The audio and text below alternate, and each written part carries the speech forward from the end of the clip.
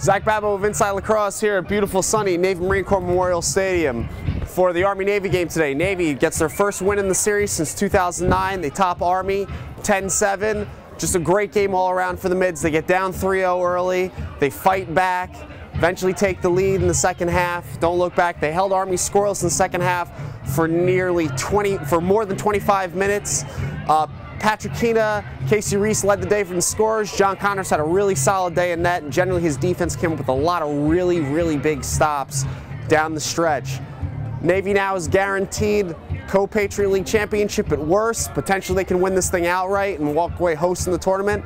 They'll enjoy some time off. They get the bye week, and they'll have to gear up now to then come out and see if they can possibly knock off a team like Army a second time around if they see them in the Patriot League tournament. But just a great win on a great day out here in Navy.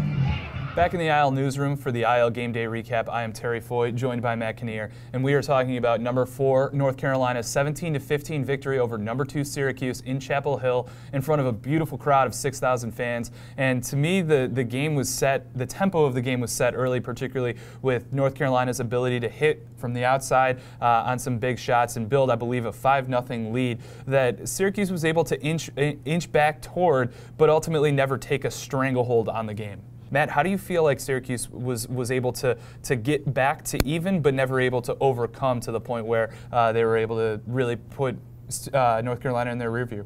Yeah, this Syracuse team is so explosive. They're going to be in every game that they play this year, no matter what the deficit is.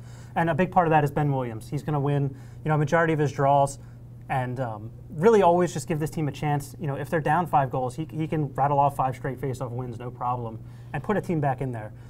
You have to give UNC a lot of credit, though. Stephen Kelly really hung with them in the second and third quarters there. The last face-off of the game, it was a 2-goal deficit. Syracuse had a man up that really could have changed the tide of things, and they could have made a late run. But Stephen Kelly wins that face-off, and they're able to kill the clock there. Really huge, gutsy performance by him. And of note, UNC has beaten Denver and Syracuse, their 2 biggest wins of the year. Both are 2 of the strongest face-off guys. Also of note, Joey Sankey, setting another record. I mean, we've all seen his game. We love the way he plays. What do you see in him? Well, I thought that it was totally appropriate that his goal to tie Marcus Holman's record of 213 points, the most in Carolina history, came off of a huge hit from Luke Goldstock in a ride to set up an unsettled goal for Sankey. And that's just so reflective of the way that he has played over the course of his career, and one of the things that I think is so endearing about his game to lacrosse fans. Obviously his stature is brought up every time people discuss Joey Sankey's game, and I think that he deserves a tremendous amount of credit, not only for overcoming what is a lack of height, but doing so in a way that relies so much on energy and the types of things that are derivative of a really impressive work ethic. So really happy for a player like Joey Sankey to be able to achieve that type of milestone for a program like North Carolina.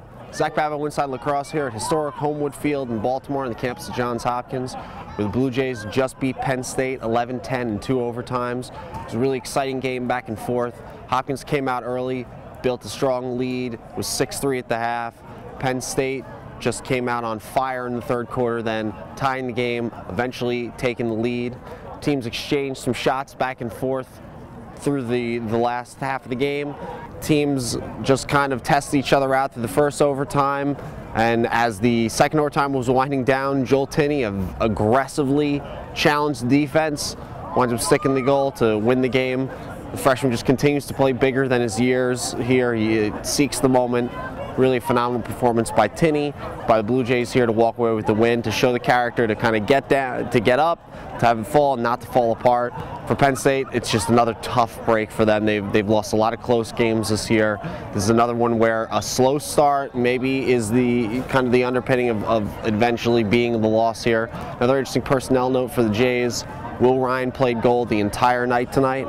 Johns Hopkins earns a big Ten win tonight. They just have Michigan and Maryland left. Penn State on the outside looking in this game, and very likely will be on the outside looking in for the Big Ten tournament. Send it back to the desk. Back in the IL newsroom as we look to wrap up rivalry weekend, number 8 Duke hosts number 6 Virginia and upsets the Cavaliers 15-8 in a impressive defensive performance that included 18 saves from goalie Danny Fowler. And Matt, it seemed like offensively Duke was able to turn over a little bit of a new leaf. Yeah, I mean, we know how good this midfield is. Obviously, Miles Jones was on the cover of our magazine. He's that good. But we saw some stuff from their attack today. You know, Jack Bruckner, 7 goals today. That's huge. He's showing he can finish the ball. You know, Justin Gooderding, he hasn't really shown this propensity to be a feeder, but he did today with a goal and 3 assists. That's really dangerous if the midfield and attack is clicking right at the right time. And Duke's prominence over Virginia continues, and it appears as if it's possible once again that the Blue Devils might be rounding into form as April inches towards May. Possibly to wrap up the weekend, one of the biggest stories that definitely flew under the radar, probably had virtue of so many high-profile matchups, it being a Saturday night game. Lyle Thompson ties Rob Pennell's career points record in a 15-11 victory over Binghamton for the Great Danes, and just another one of those impressive performances. A 1-goal, 6-assist night from Lyle Thompson. Yeah, when you average 7 points a game, it kind of sneaks up on you how quickly you can break a record. He looks to set the record as the all-time scoring leader in Division I men's lacrosse Tuesday night against Bryant.